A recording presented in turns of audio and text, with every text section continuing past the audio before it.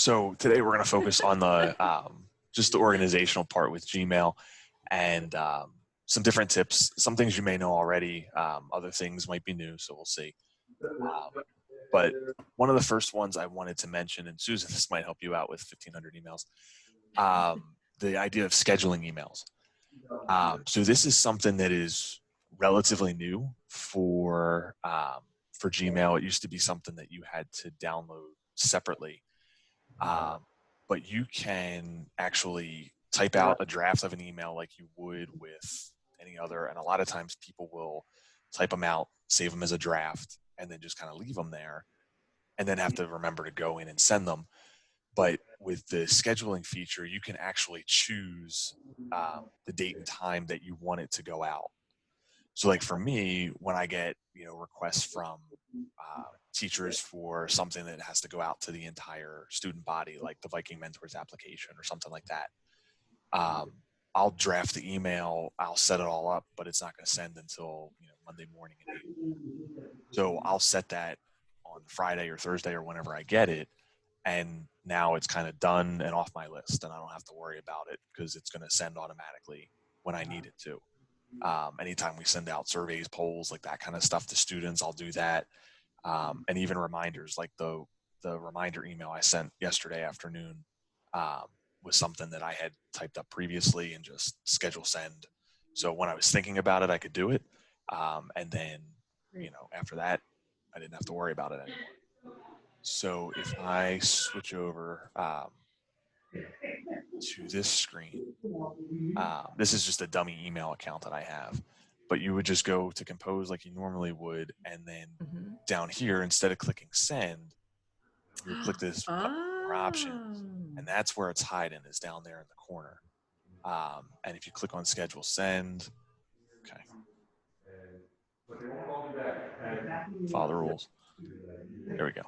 And then what it does is gives you a couple like predetermined options, but you can also pick a specific date and time that you want it to send out. So that might be something too, if you're, you can do something while you're thinking of it. A lot of times, like on a Friday, Saturday or something, there might be an email that I want to send to somebody, but I don't want it to, get to their inbox over the weekend, or they might not look at it, or it might get buried. So I'll wait and I'll schedule it for later. Or you don't want them to see that you're sending emails at 3 a.m. Yeah, right? Exactly. When you can't sleep, right? Yeah. No, but that's exactly right, because I try not to respond to parent emails over the weekend because I don't want them to think I'm looking. So that's perfect, because I can make it go out like first thing Monday morning. Like, I am just right on it. I'm just happy to read your email first thing when I get to school. Love it. Thank you. All right, so that was one. The other one, this one isn't really that highly technical, but I noticed the other day that I was getting a lot of those, not spam emails, but the ones you get like when you order something. I've ordered things for school from Staples, Target, different places like that, and then you end up on their mailing list. And a lot of times I just click the check boxes and delete those emails. I never read them or anything like that, but they do kind of clutter up the inbox. Or if you get notifications on your phone or your iPad, every time one pops in, you get a notification about it. And they do have, they're supposed to have an unsubscribe button at the bottom of the email. And usually it's hiding. Like this one is from Tiger Direct, I think. And, they use light gray font on a white background, so it's almost impossible to see it. But if you look close enough, there is a place to click and you can unsubscribe and stop getting those emails cluttering up your inbox. So just one little thing there. And then labels. So in Gmail, they don't have folders like we would normally think of folders. They call them labels. And you can create labels and sub-labels, and you can kind of have like a tree diagram of these different, basically folders of place where you can categorize your email. The only reason they don't like to call them folders, they call them labels instead, is because you can actually categorize an email with more than one label. So if it fits into different places, you can add multiple labels to it. So This is pretty easy to do, and a lot of people know how to do this already. But let me just switch over real quick. And we will go to, so up in settings, and then there's a tab up here for labels. So if you click on that, it gives you the ones that are on by default, and you can choose whether to show them or hide them. Those are the ones that are over here on the left side under the compose button. And down here at the bottom is the button you can create new ones. So, thinking about the way this distance learning went with students, a lot of questions, parent emails, and things like that, you really could, I have like a high level one here for the 2019-2020 school year. And then below that, I have my class and then sections. You could change it. You could do it differently, course title, section title. But this is something that you could set up and kind of organize in a way that makes sense for you. I like the idea of having the individual sections separated, because that way you can kind of keep those questions, those emails together. If you have a parent email that goes along with it, you can kind of group them all together. So whatever kind of works for you for like this logical grouping. But if you just create a new one, you can type in the name of it, whatever it might be. Corona, that was my new one this time. Anything that was like Corona related that I wasn't going to be like, I needed this forever, I just threw it in my Corona file, like resources, Mm-hmm. Yep. And then you could even do like, sub resources if you did. We could do the same thing. We could do, that could be our top level. And then underneath, we can create a new label. And then if we say that this one is parent communications, this option to nest the label under something is what indents it a little bit. So we could add this under the coronavirus one, something like that. And then you can just kind of keep indenting in if you want to, if that makes sense. Otherwise, you can just create a bunch of these like top level ones. However it works for you, is a way that you can set that up. And then the nesting shows on the side. I'm seeing that now. It shows. And you can actually, it's collapsible too. Okay. So you can expand it if you want. Mm-hmm. Am I allowed to ask questions, or I have to wait till the end? No. So, because that's one thing I was thinking, I've always had a file called students, and any kind of student communication, I just throw in student, because, now I keep more electronic files than handwritten files. I have some of both.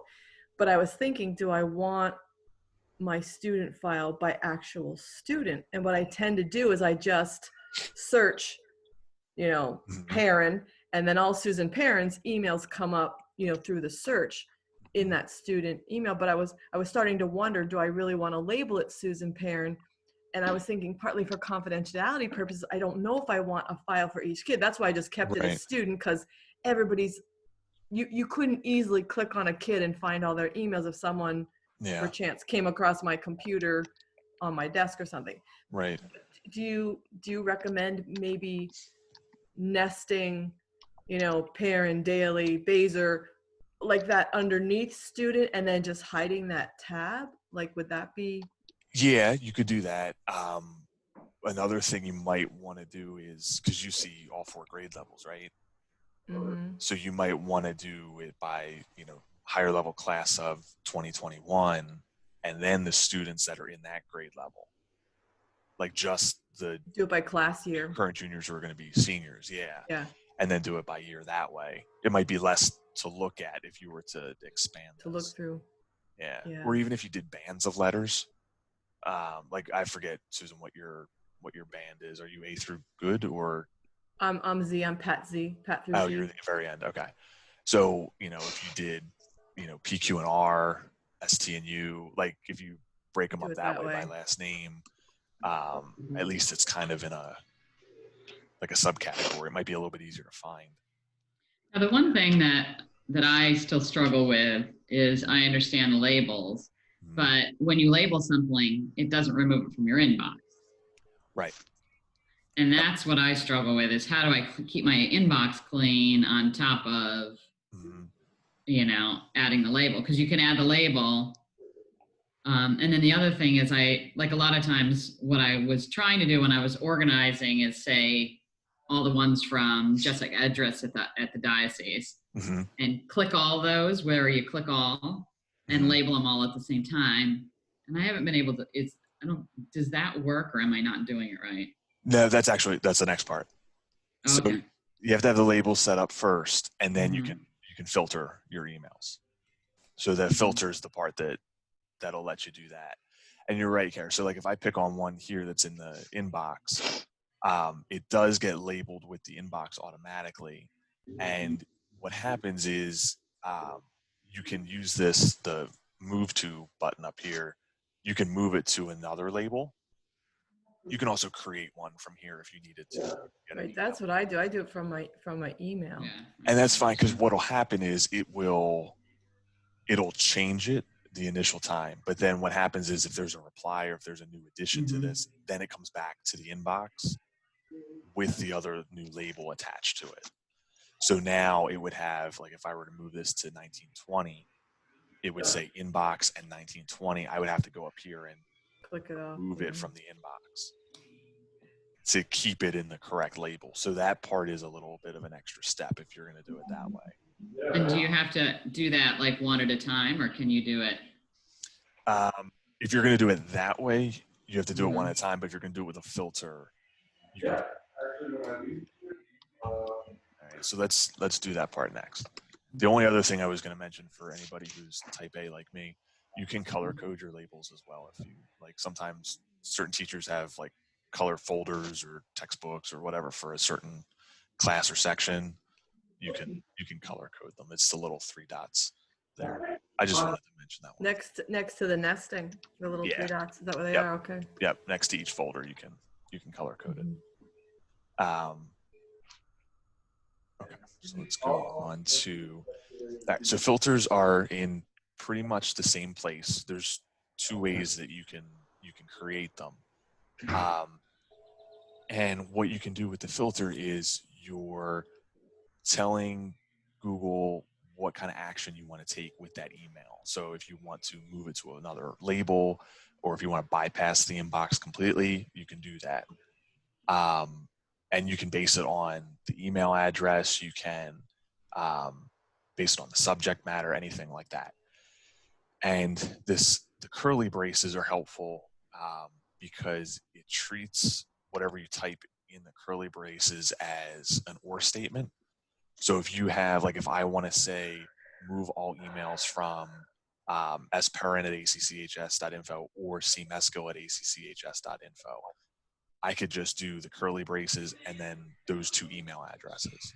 Or I could do 50 email addresses within those curly braces, and it'll take any email from those senders and put them in that label. So like for me as a teacher, I would do that maybe with my class, like take all the emails of my students and put them in those curly braces and move them all to that label for my class and section. So let's take a look at what that looks like over here.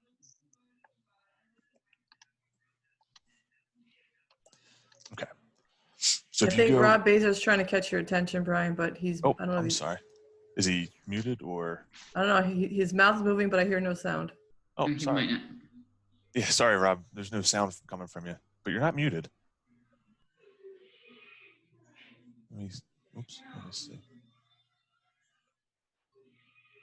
Is it maybe Connect Audio?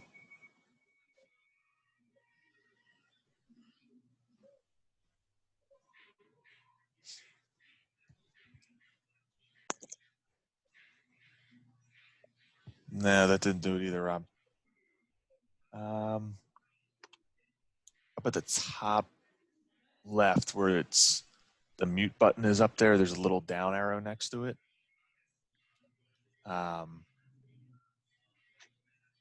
then select microphone. Maybe one of those is, if you have multiples, maybe you could toggle.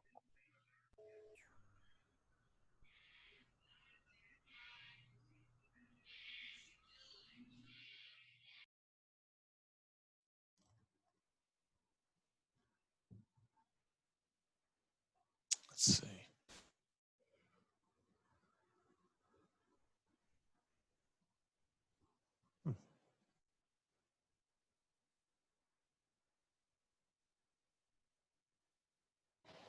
Does that do anything? Yep, that's it. Yep. Now you're back. Oh, okay. You're live. So how do I import students' emails? Okay. So I'm going to mention that too. Okay, then we can pass on. Okay. Yeah, and for that one, you're going to have to get them out of Sapphire first. It's going to be a couple steps. Okay. But it's doable. It's possible. Cool. So yeah, we'll do that. That will make a list of all of the students in a class. You make a label for, let's say, period 1, and then you import all the emails, and then you can send a mass email. Mm-hmm. Mm-hmm. Okay. Yep. Okay. So for filters, we'll go up here to settings, and then there is a tab. So we were in labels before, which is the second one in. A little bit farther over, there's one for filters. And in general, there are none set up, but you can create one. And what it does is use the search field up here at the top of Gmail. So you can search for a specific sender. So Carrie, you could search for Jess Idris's email, and you can pull up every email from Jess. And for me, because this is my dummy account, I think I only have my school email in here. Or you can search by a subject. So you can create a filter based on that. If you remember, like when we did the senior recognition video, one of the things I asked was, I asked everybody to type the subject line of senior recognition. The reason why was I had a filter set up. So all those videos went into one folder. They didn't come into my inbox. So I didn't even see them until I was starting to work on the video. So that's something that you could do. You would just have to specify to students, put maybe your course and section ID in the subject line of the email, or put this title of the project in the subject line of the email. And as long as they do that and you set up this filter, then all those emails will get that label applied. They'll go to that folder automatically. And do you find that people really do that? They really do remember to type in what you've said? 75%. Yeah. I mean, it's mostly, it's helpful. At least it eliminates some of the clutter in the main inbox. Right. It's a good start of the majority, probably. Mm-hmm. And then up here in the from line, this is where I was talking about too, with the curly braces. You could do multiple emails. And then all you have to do is separate them by commas, and it'll treat it as an or statement. So this is saying that for any emails I get from either Kara or Susan, I'm going to go down here and then create this filter. So for any of those email addresses, these are my options. This is what I can do. So delete. That is an option, actually. So you can skip the inbox, and these are check boxes. So you can actually do multiple things. So what I could do is for these emails from Kara or Susan, I could skip the inbox, and I could apply the label and put it into, the coronavirus parent communications label. So now any email that comes in, the only catch is with this skipping the inbox, I'm not going to see it in my main inbox. What'll happen is I'll get a little number, like see how in drafts I have this little. How would you read it, Brian? How would you know it's there if you don't? Maybe it's not in the inbox. Right. So, like right here in my drafts folder, if you see where my cursor is, there's a little number 1.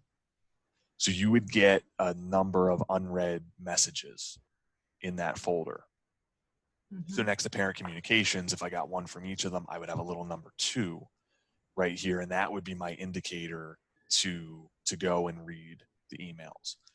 So there is a little bit of a catch there. If you're gonna have to be a little bit more diligent to kind of check those subfolders if you do decide to go that route, but at least there is a way to do that.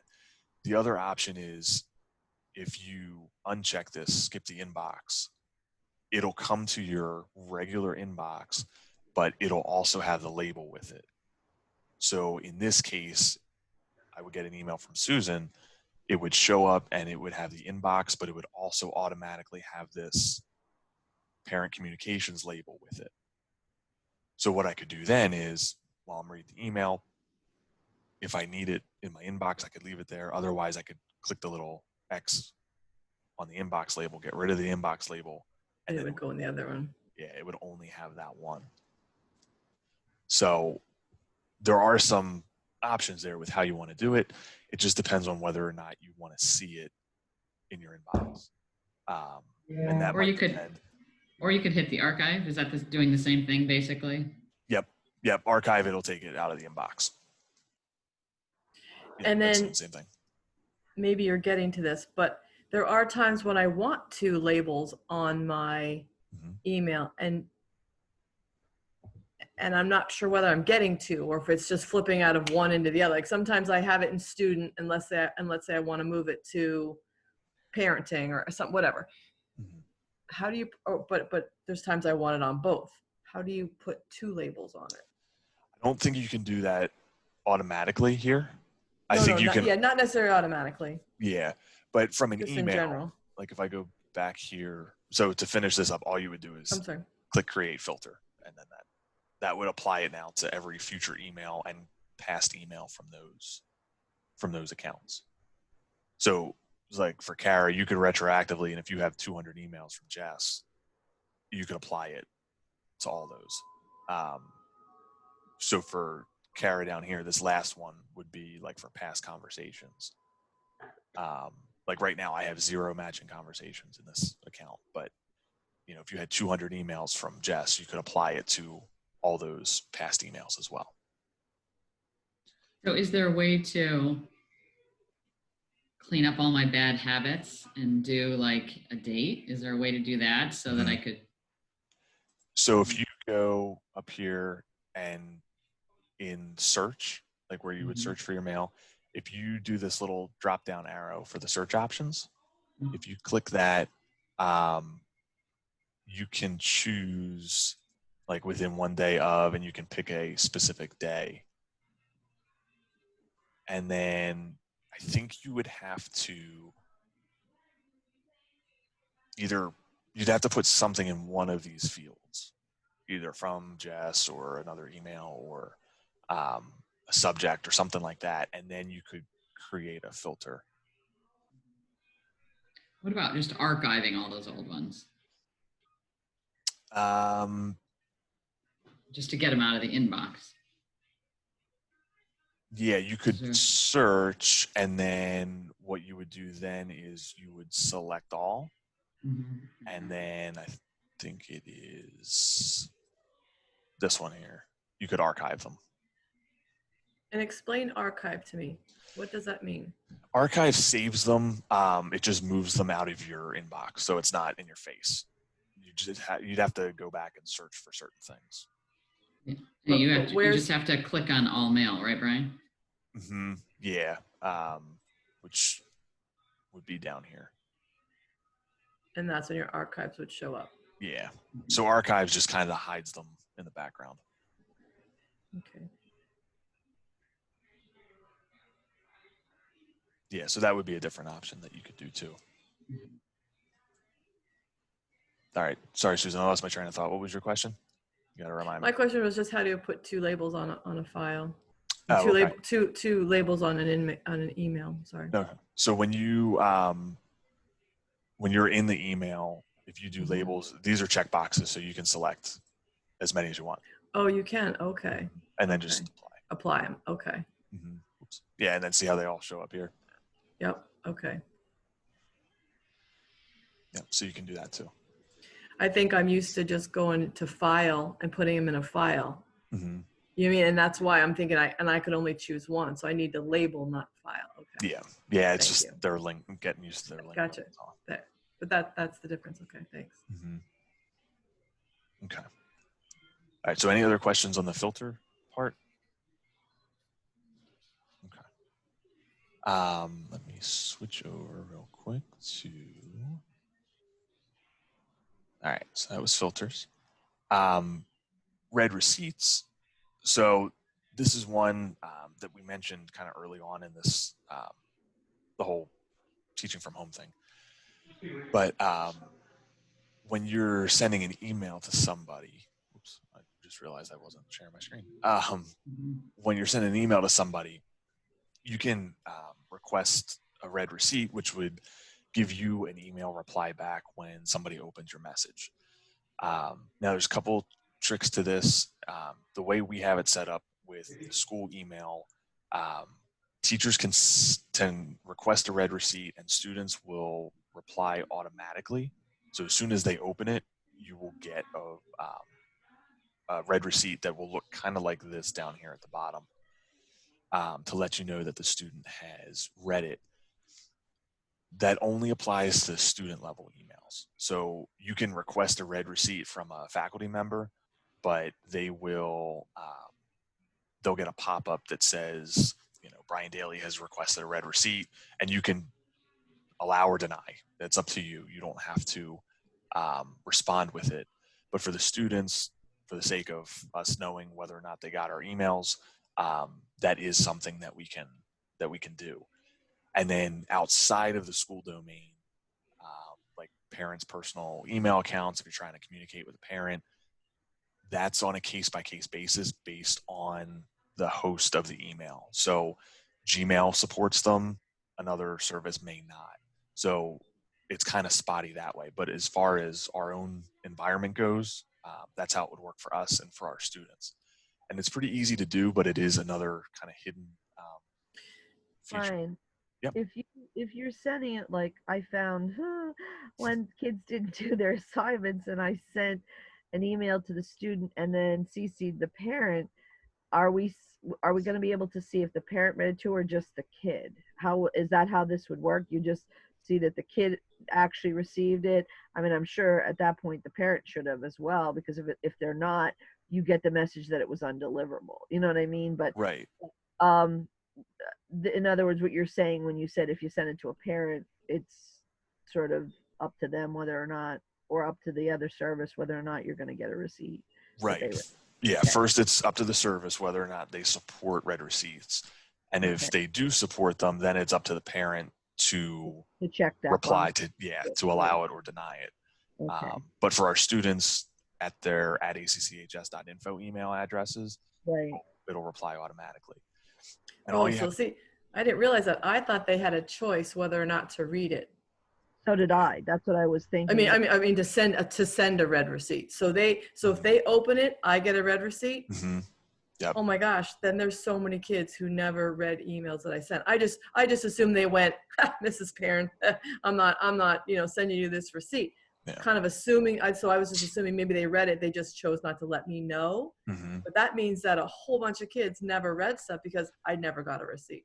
And the other thing with that, and I found this with some of my own students, is they'll get the push notification on their iPad, that little box that drops down at the top, and they'll see the sender and they'll see the subject and maybe like a line or two from the email. And they might just read that little blurb and it register in their head and they swipe it away. So they never actually open the email. So they may be seeing it and acknowledging it on some level, but they're not actually like opening it and reading the whole thing. I'll just give you an example. So we couldn't finish our sophomore interviews. We only maybe only did a quarter of them when we got sent home. And so then those kids, we still had to meet with to give them that college exploration and application information. So we ended up sending out a letter, which I personalized to each kid about their kind of like doing a grade check with them and all the things I would have done in person, and then attaching all the information that I would have given them in that sophomore interview. Mm-hmm. And I bet you I only got maybe a quarter of those. I got read receipts back that the kids read them. So that meant they never read them. Mm-hmm. Wow. Yep. That's a lot of wasted work. Okay. Make you feel better, Sue. In my experience this semester there were a lot of kids who basically seemed to feel we're on vacation. It was just, they I agree were with not that, doing anything agree that with they that. had to do. So Yeah. you weren't alone. No. Well, and I also realized, like, we held back, like, we didn't do that till the very kind of endish of the quarter, because we were trying not to clog. We wanted to focus on academics, like that. We wanted them spending their time doing their assignments and focusing on their work from their teachers. But as we realized, okay, we are now out till the end of the year, we are not going to see them. We just felt like we had to give them some of that college information, just because it's what we do as a college prep school. So, but oh geez, okay, thanks for that. Yep. So for the red receipts, in case you didn't see, the little 3 dots down here by the delete icon in the bottom window, if you click there, and then a little bit more than halfway up the screen, there's the option to request the red receipt. You can also set a label here as well, or multiple labels. So as you're sending it, if you expect a reply, that label will be applied automatically too, if you wanted to stay consistent with that.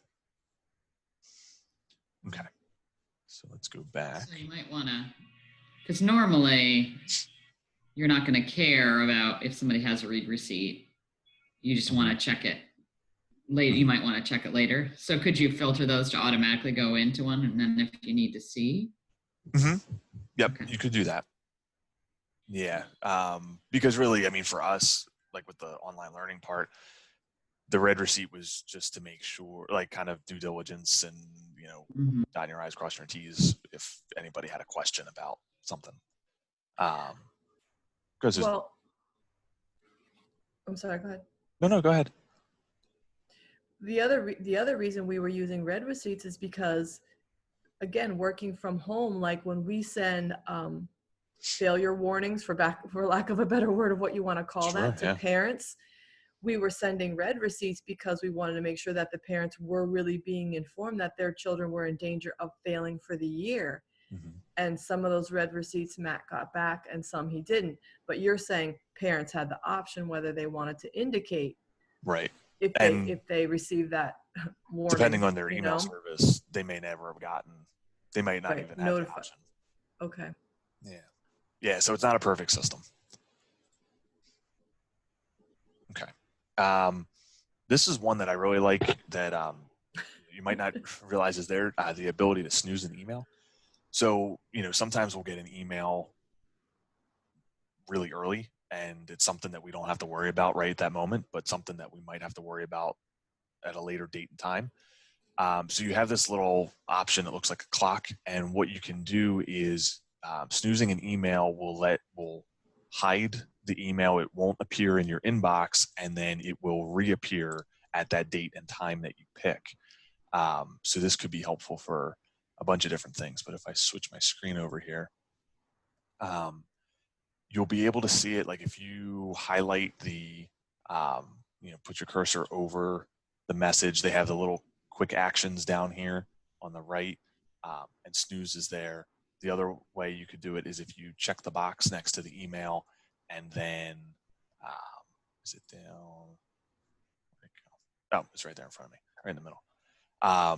You can snooze it there. And what happens is if you click on that, same as with the schedule send, it gives you a couple different options for, you know, pre-fills, like when it could snooze until, or you can pick a specific date and time.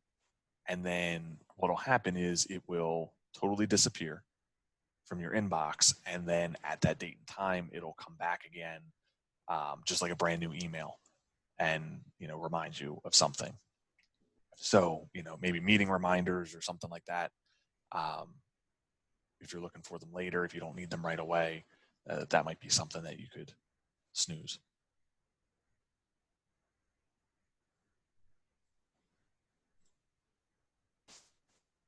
Okay. Undo send. So I've done that before where I've made a typo or forgot to attach a file that I said was attached or something like that. So the undo send feature is nice, but if you've noticed it, by default, it's set for 5 seconds, which for me is barely enough time to get my mouse down to the corner to click the undo button. So you can actually change that setting and set it for up to 30 seconds, which is really nice because that gives you a little bit of time to process that you might need to do that. So to find that, that would be in settings.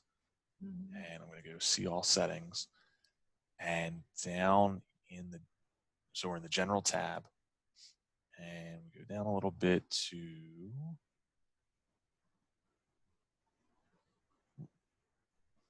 did I lose it? Oh, here, undo send. Send cancellation period. So default is 5 seconds, and then you can set it in increments of 5, 10, 20, or 30 seconds.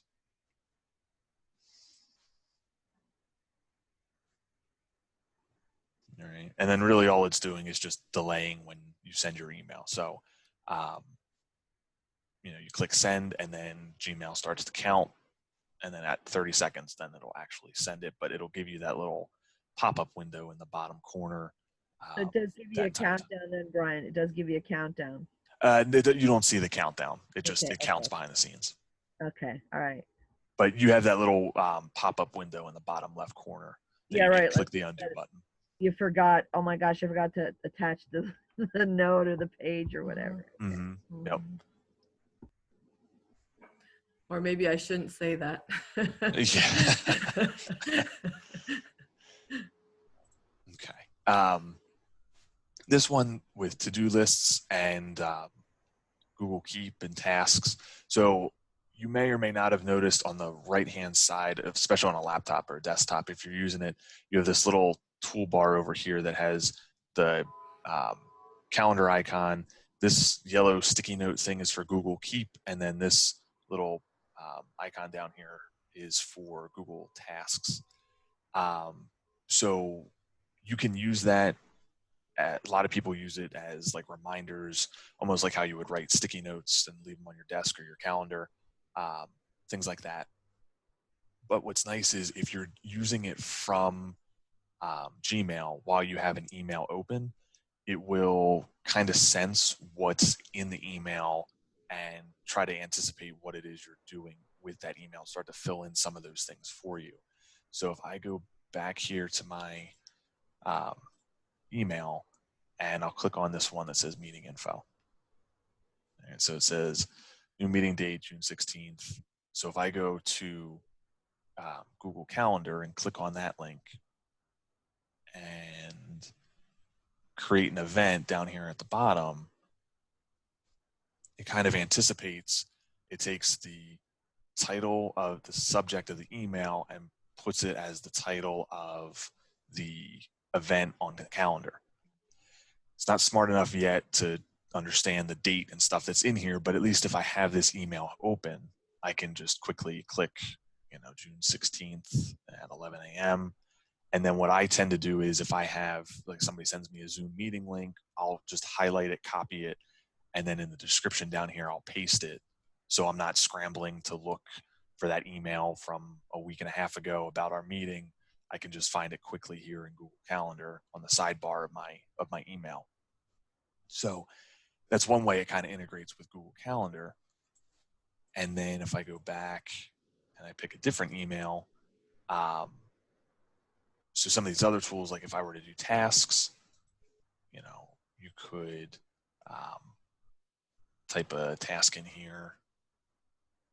So this one isn't quite smart enough to take it from an email, but at least you kind of have a side-by-side where you could either copy and paste or something like that.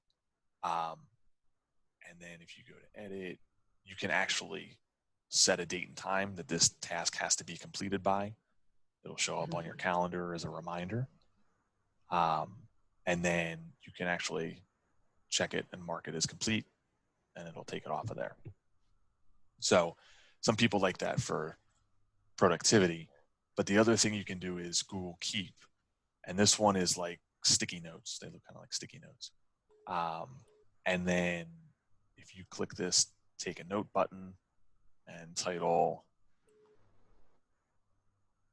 you can add these things from the email here.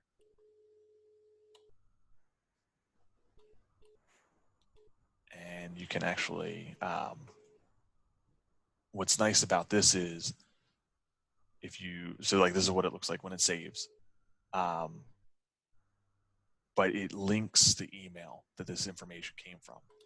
So if I go back here to my just main email screen, if I click on this little post-it note here and click on the to-do list email, it'll open that email up directly.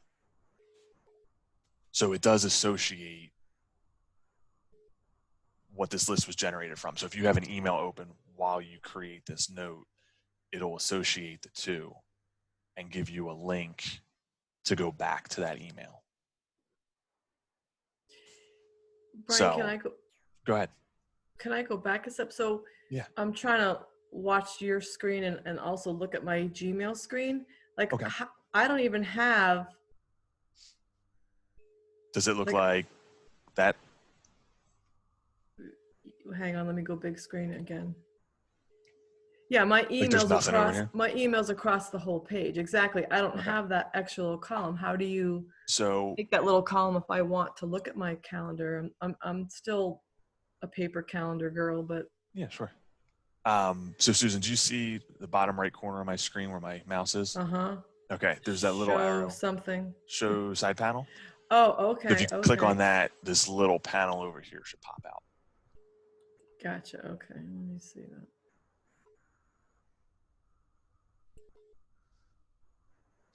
Oh, and now I see those little things. Okay.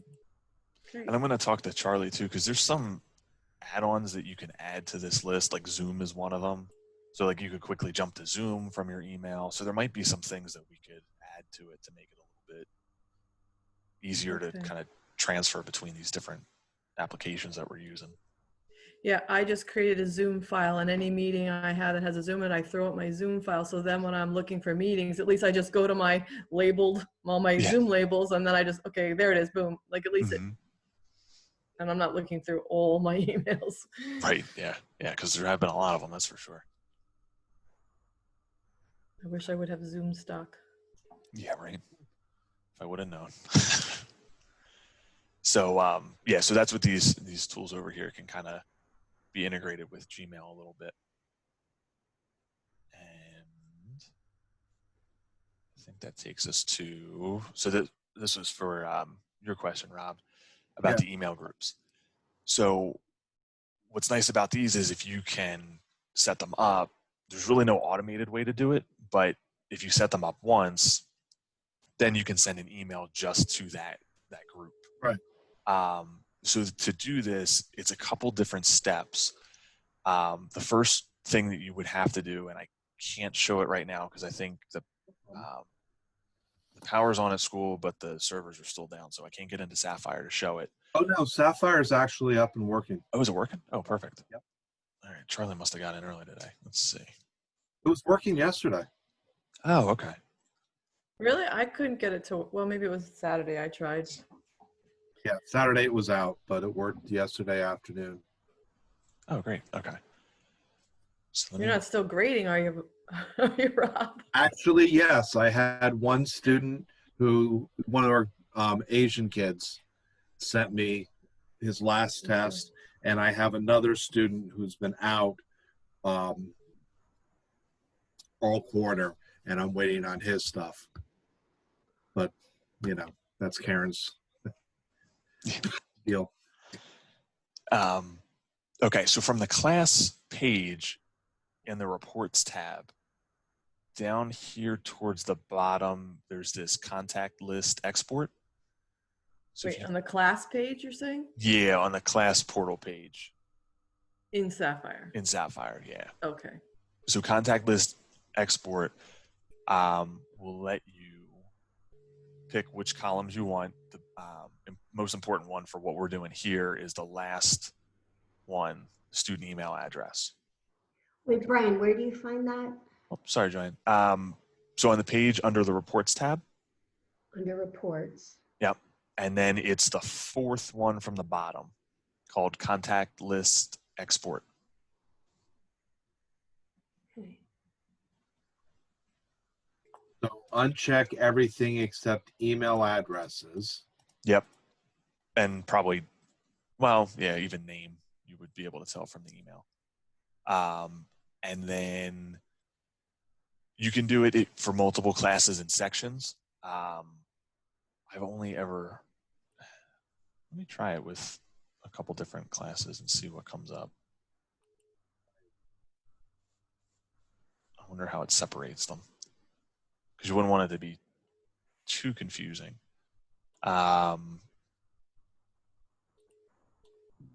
Okay, and then we'll run the report, and it should come up as a. Go ahead, Sus.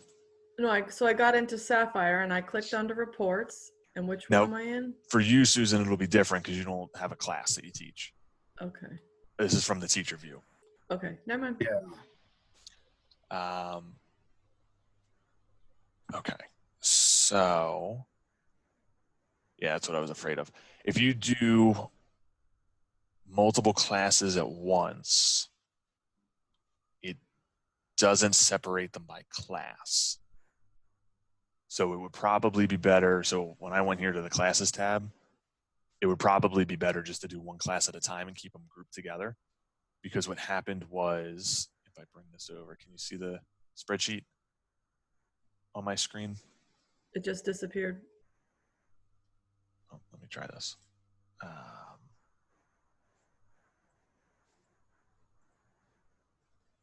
Is the spreadsheet up? Yep. Okay. So what happened was it alphabetized all the kids, which is great, but for what I wanted to do, now they're all mixed up based on class. So that's not going to help. So if you do one class at a time, at least now they're kind of saved in a group. And then what you can do is, if we find the right column for the student, BC. C, it looks like, yeah.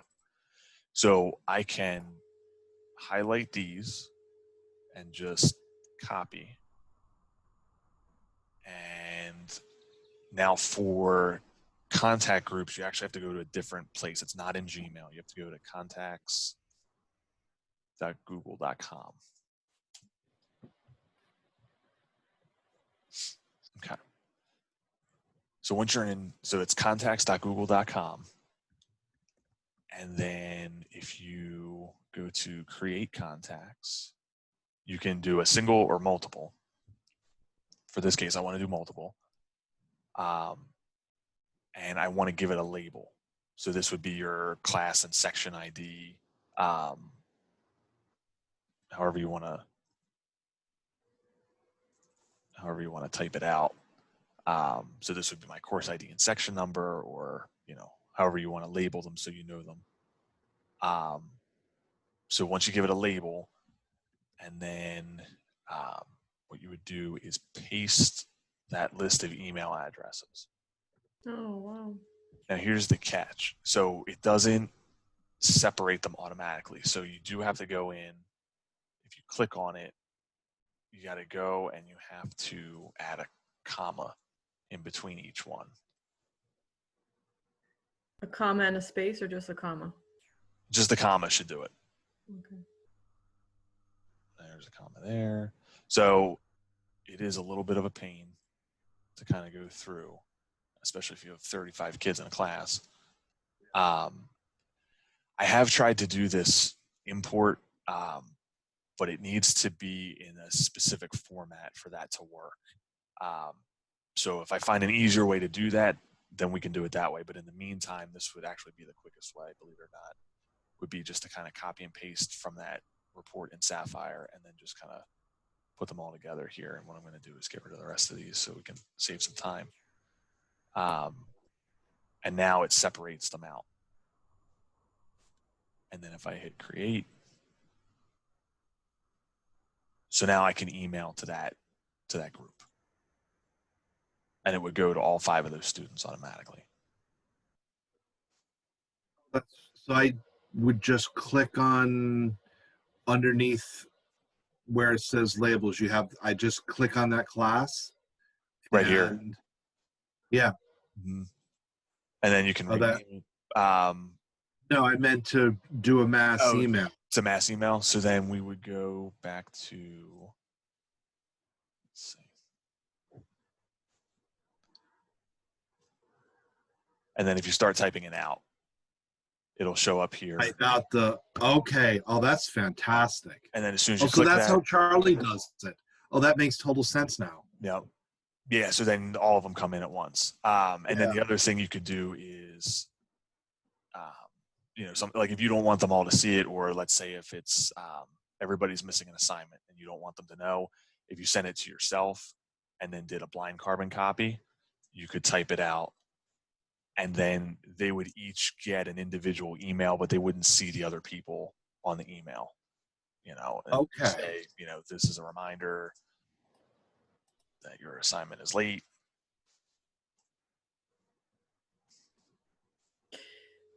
Something like that. So does it expand the list? So if I put in comp TIA, it will list out all the individuals, so I can click off the kids that did hand me the assignment, and now it's just going to go to the ones that didn't. Okay. Yeah. So like it populated these 5 automatically. Let's say Sylvia already had her stuff turned in. I could just click that little X, and now she's gone, and she won't get it.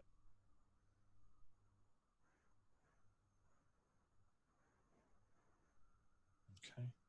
So it's a couple little steps. Once you get that out of Sapphire, this is a little tough to kind of fix up that list of emails, but at least in the long run, it's a little bit easier to send out those mass emails to a group that way. All right, and I think that was all I had for today. It was just those couple little things. So is there anything else? Fantastic. Go back over or anything?